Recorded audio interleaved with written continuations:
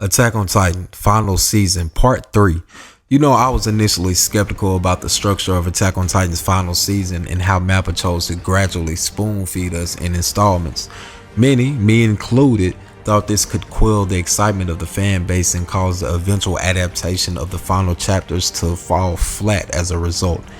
I may have never been more wrong in this assessment, as the time they have afforded the creative team over the anime has brought forth so much production value that has allowed them to adequately service the source material.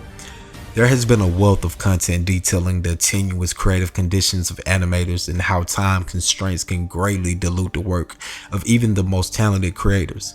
Therefore, to see a company make a decision to disseminate the final season in installments in spite of the angst of a fan base hungry to see the long-awaited end of this epic has been refreshing.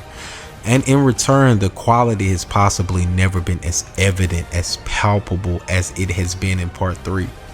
The hour-long short film, I would be remiss to call it an episode, is possibly one of the greatest creative achievements of our time.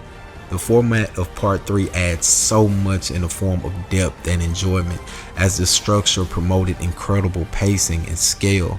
Making it a special also helps to avoid the pitfalls of jarring breaks in the narrative that can be characterized by the traditional episodic format. By giving the animators time to breathe, the director and storyboard artists time to craft and collaborate on how to best adapt the final chapters to the TV screen, we have been given some of the most awe-inspiring storytelling of the series. There is so much to be said about the brilliance of this story, about the themes that are displayed, and I touch on what I believe to be the most prominent of them in my first ever YouTube video, Attack on Titan Griffin Hope, shameless plug. So I will not dive too deep into those topics specifically, but they are all at play here and they are articulated as eloquently as ever. The blurred lines and gray areas of our characters' morality and belief systems play a significant role here, specifically in the inner turmoil that Eren experiences. The pathology of his strayed path, his decision to commence genocide is expanded upon, and I believe this is so crucial to the viability of this drastic decision. We understand why Eren was radicalized. We as the audience are intimately aware of the immense grief and hardships that the inequities of this world have imposed on him and his people. However, if we do not receive a first-person account of this inner turmoil, his decisions could easily fall flat and be seen as nothing more than a drastic, uncharacteristic choice foreign to the character that we have been introduced to all those years ago. But Isayama, you creative mastermind, you seem to have this almost unnatural understanding of narrative efficacy. You make sure that we see the pain from Eren's eyes. Sure, we have been able to see Eren's gradual descent into darkness over the course of the final season, but this is our first genuine sojourn into the internal embattlement that he has experienced.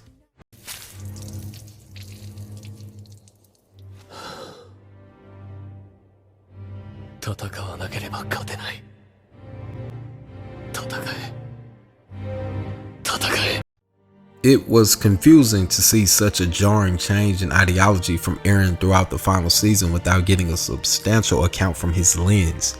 The story intentionally has strayed away from us exploring the depth of his consciousness in order to preserve this reveal, to heighten the impact and eloquence of this opening scene. One of the most important tenets in art is to grip the reader, the viewer, the consumer. This is something that all of us have heard in some capacity in our own educational experiences, I'm sure, and the decision to offset the depiction of Eren's personal turmoil until this section of the story serves to create one of the most gripping and enthralling opening scenes that you will ever watch.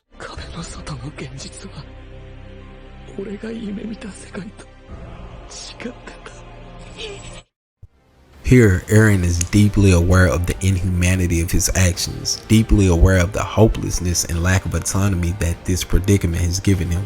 It is cynical, it is dystopian, as has been the case of the world we have been introduced to throughout the duration of this story. The opening also serves to create emotional resonance with the people that will soon be massacred, so that they are not just nameless faces, so this act does not feel mundane. Eren's conversation with this boy continues to build on the emotional conflict and inhumanity of his actions. He knows that what he is doing is erroneous, irredeemable, abhorrent, and yet he must do it because it has been written in the past.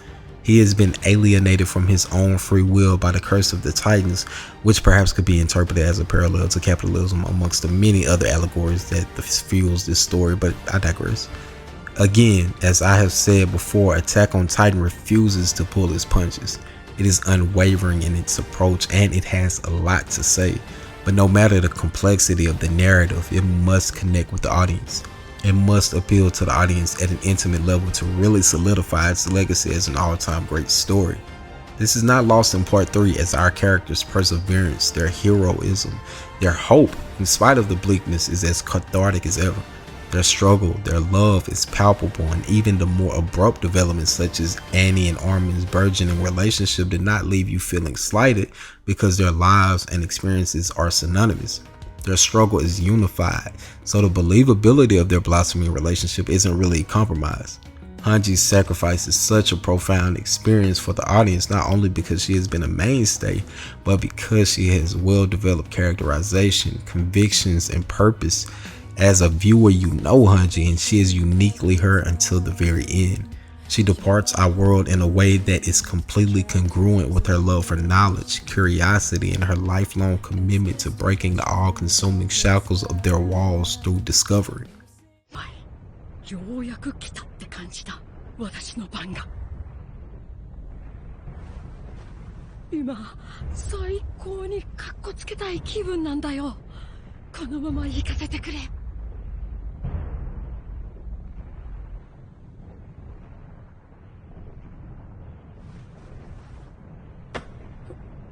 心臓を捧げよ。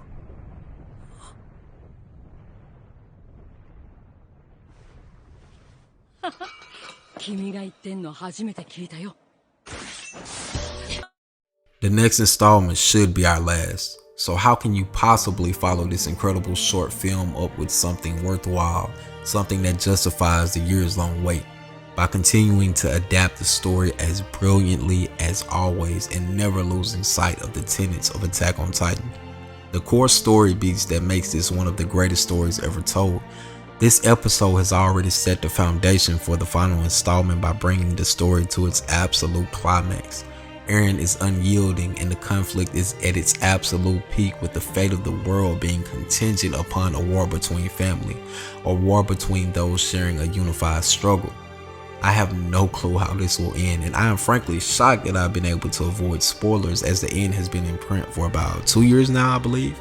But it is poised to be thought-provoking and polarizing, as great art should be. It's provocative. No, it's not. It's Gets gross. the people going. But what I do hope it does above all else is continue to be unwavering in its approach and reiterate everything that this epic is set out to say. Our world is not perfect, and should we escape the confines of our walls, we will still have work to do, because learning to love our differences has never been a linear process. But it is worth loving, it is worth fighting for, and it is worth changing. エレン、もう一度質問させてくれ。君のどこが自由なのかって。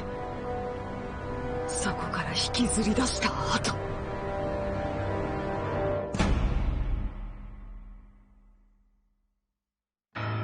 Where are you at?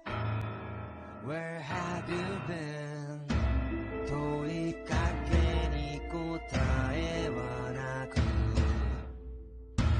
Where are we headed? What did you mean?